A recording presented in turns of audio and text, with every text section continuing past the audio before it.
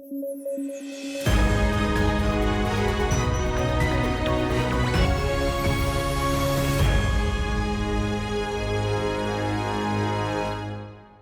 News at 9 programme में आपका स्वागत है। मैं हूं अमृत उपाध्याय। आइए जल्दी से देखें आज के हेडलाइंस। डायबिटीज के लिए नई ड्रग थेरेपी, एनिमल्स पर है कारगर, ह्यूमन ट्रायल पर काम बाकी। गुजरात में चांदीपुरा वायरस का आतंक, महाराष्ट्र में हुई थी पहचान, नॉर्मल फ्लू से लेकर दिमागी बुखार तक के लक्षण शामिल। और भारत ने UNRWA को दी फंडिंग, फिलिस्तीन रिफ्यूजीज के लिए करती है काम, UN की एजेंसी का दर्जा है हासिल।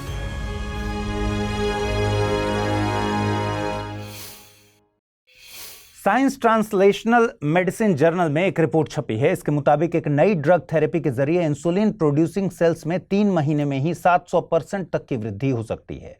अगर रिपोर्ट की ये स्टडी ग्राउंड रियलिटीज में बदलती है तो ऐसे करोड़ों लोग जो डायबिटीज के साथ जिंदगी बिता रहे हैं, उनके जिंदगी को नई आशा मिल सकती है। पहले आप भारत में बेहद आम होती जा रही डायबिटीज बीमारी के बारे में समझिए। देखिए, हमारे शरीर में मौजूद पेंक्रियाज यानी अग्नाशय की बीटा कोशिकाएं इंसुलिन नाम का हार्मोन उत्सर्जित करती हैं। ये इंसुलिन ही हमारे शरीर में ग्लूकोज को एनर्जी के तौर पर इस्तेमाल करने में मदद करता है। जब पेंक्रियाज की बीटा कोशिकाएं किसी डिसफंक्शन या डैमेज के चलते इंसुलिन नहीं बना पाती तो इस स्थिति को डायबिटीज कहते हैं। डायबिटीज भी 2 तरह की होती हैं, टाइप 1 और टाइप 2।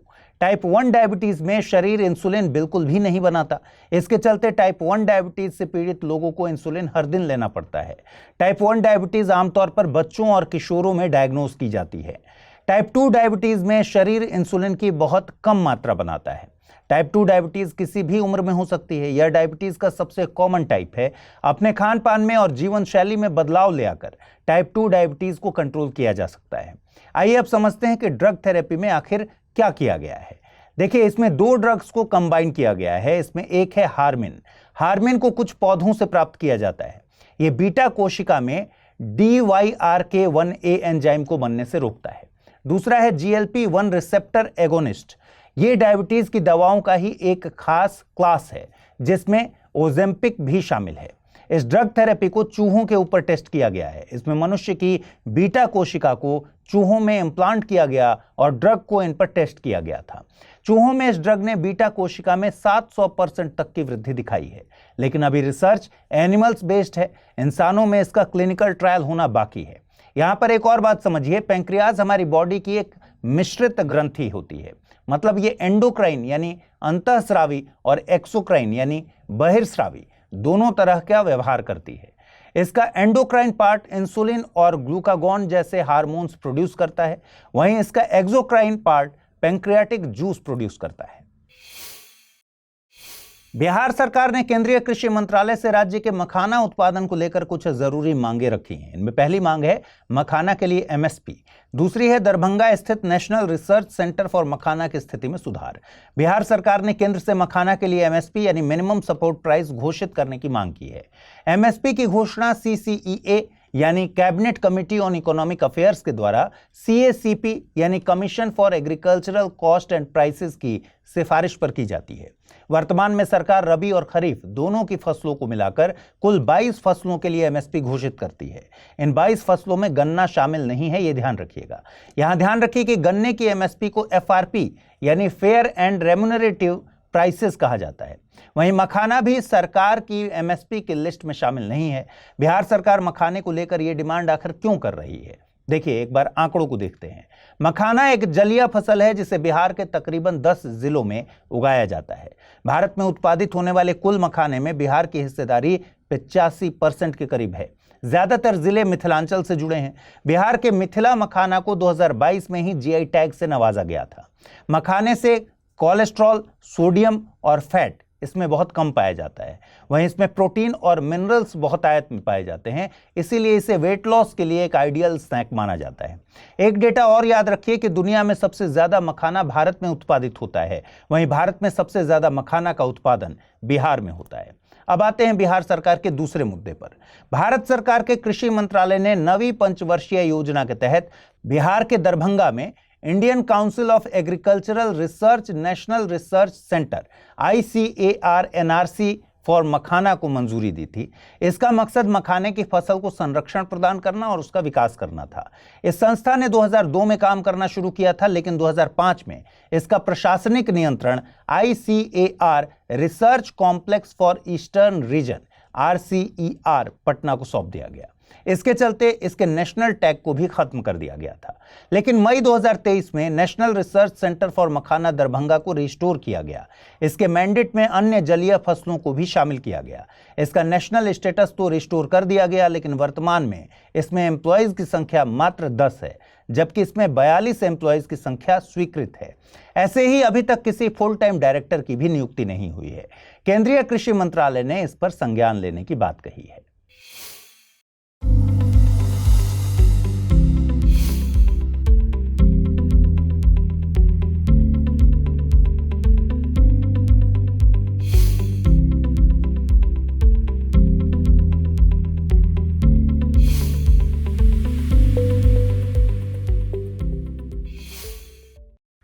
इधर गुजरात में चांदीपुरा वायरस ने आतंक मचा रखा है। दरअसल चांदीपुरा वेस्कुलो वायरस CHPV के चलते 6 मौतें दर्ज की गई। इसे आमतौर पर चांदीपुरा वायरस कहा जाता है।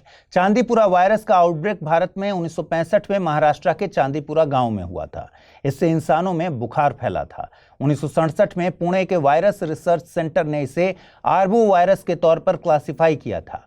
आर्बो वायरस से मतलब है कि इसका ट्रांसमिशन आर्थ्रोपोड वेक्टर के जरिए होता है। ये वायरस रैबिडोविरिडे फैमिली से ताल्लुक रखता है। इसके वेक्टर्स में सैंड फ्लाई, टिक और मच्छर शामिल हैं। इसके लक्षणों में तेज बुखार के साथ डायरिया और वॉमिटिंग शामिल है। इसमें तेज दिमागी बुखार भी हो जाता है। वर्तमान में इसके उपचार के लिए कोई एंटीवायरल ट्रीटमेंट उपलब्ध नहीं है। इमरजेंसी केसेस में न्यूरोलॉजिकल कॉम्प्लिकेशंस को रोकने के लिए मेडिकेशन किया जाता है। वैज्ञानिकों के मुताबिक चांदीपुरा वायरस उन चुनिंदा मैमेलियन वायरस में से एक है जो अपनी होस्ट सेल में संरचनात्मक बदलाव कर देते हैं। फिलिस्तीन को लेकर भारत को अक्सर कटघरे में खड़ा किया जाता रहा है, लेकिन विदेश नीति कभी भी पब्लिक ओपिनियन से डिसाइड नहीं होती। हाल ही में भारत ने वित्त वर्ष 2024-25 के लिए फिलिस्तीन को दिए जाने वाले फंड की पहली किस्त जारी की। वित्त वर्ष 2024-25 के लिए भारत द्वारा UNRWA यानी United Nations relief and works agency for Palestine refugees ने इन द नियर ईस्ट के लिए $5 मिलियन का फंड जारी किया जाना है। पहली किस्त में भारत ने $2.5 मिलियन का फंड जारी किया है। UNRWA साल 1950 से फिलिस्तीन रिफ्यूजीज की भलाई के लिए काम कर रही है। इसका प्रयास इजराइल और हमास के बीच चल रहे युद्ध के बीच भी जारी है। आंकड़ों के मुताबिक वित्त वर्ष 2023-24 तक भारत इस एजेंसी को फिलिस्तीन रिफ्यूजीज के कल्याण के लिए $35 मिलियन की फंडिंग जारी कर चुका है। यह संस्था इन रिफ्यूजीज की शिक्षा, स्वास्थ्य और सामाजिक सेवाओं जैसी गतिविधियों के लिए काम करती है। आप जानते हैं UNRWA को इन कामों के लिए फंडिंग कहां से हासिल होती है? UN के सदस्य देश ही इसे अपनी इच्छा से फंड करते हैं। UNRWA के मैंडेट में बदलाव करने का अधिकार UN जनरल असेंबली के पास ही है। साथ ही फिलिस्तीन रिफ्यूजीज की परिभाषा में कौन शामिल होगा, इसका अधिकार भी UN जनरल असेंबली के पास है। UNRWA को UN की एजेंसी का दर्जा हासिल है। आइए अब देखते हैं आज का टर्म ऑफ द डे, और आज का टर्म ऑफ द डे है दार उल शफा। सल्तनत कालीन भारत में स्थापित दारुल शफा एक खैराती हॉस्पिटल था। इसकी स्थापना तुगलक वंश के फिरोज शाह तुगलक के द्वारा करवाई गई थी। भले ही ये एक खैराती हॉस्पिटल था, लेकिन इसमें कुशल डॉक्टर्स नियुक्त किए गए थे। मध्यकाल में फिरोज शाह तुगलक ने जनता की भलाई के मकसद से कई काम किए हैं। बस इसी कीवर्ड से आपको ये याद रखना है कि लोगों के लिए फ्री में हेल्थ सर्विसेज का काम कौन सा शासक कर सकता है। आइए देखें आज के रैपिड न्यूज में क्या है खास। इंदौर ने एक दिन में 11 लाख पौधे लगाकर विश्व रिकॉर्ड बनाया है। यह विश्व पर्यावरण दिवस पर प्रधानमंत्री नरेंद्र मोदी द्वारा शुरू किए गए एक पेड़ मां के नाम अभियान का हिस्सा था। प्रधानमंत्री के इस अभियान का लक्ष्य देश भर में लगभग 140 करोड़ पौधे लगाना था। वहीं मध्य प्रदेश का लक्ष्य 5.5 करोड़ पौधे लगाना है।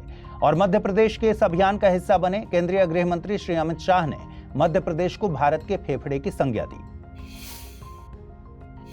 भारत में जल्द ही गेम चेंजिंग दवा टिर्जेपेटाइड को अनुमति मिल सकती है। दरअसल भारत के औषधि नियामक की एक विशेषज्ञ समिति ने टिर्जेपेटाइड को हरी झंडी दे दी है। अंतिम मंजूरी मिलने के बाद इसके निर्माता एली लिली को भारतीय बाजार में उत्पाद लॉन्च करने की अनुमति मिल जाएगी। इसी तरह का काम सेमाग्लूटाइड भी करता है। सेमाग्लूटाइड और टिर्जेपेटाइड पॉलीपेप्टाइड्स हैं। ये दोनों मुख्य रूप से डायबिटीज बीमारी के लिए इस्तेमाल किए जाते हैं, लेकिन वजन घटाने के मामले में ये गेम चेंजर की तरह काम कर रहे हैं। ये मस्तिष्क और पाचन तंत्र के माध्यम से वजन को नियंत्रित करते हैं तथा इस तरह की कुछ दवाओं को अमेरिकी खाद्य एवं औषधि प्रशासन द्वारा मंजूरी दी गई है।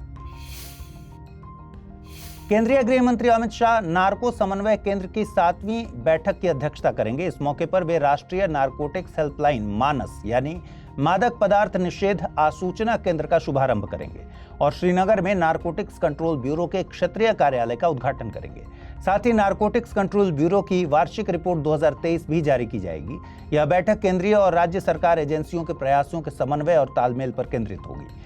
2047 तक नशा मुक्त भारत का लक्ष्य हासिल करने से संबंधित रणनीति पर भी चर्चा होगी।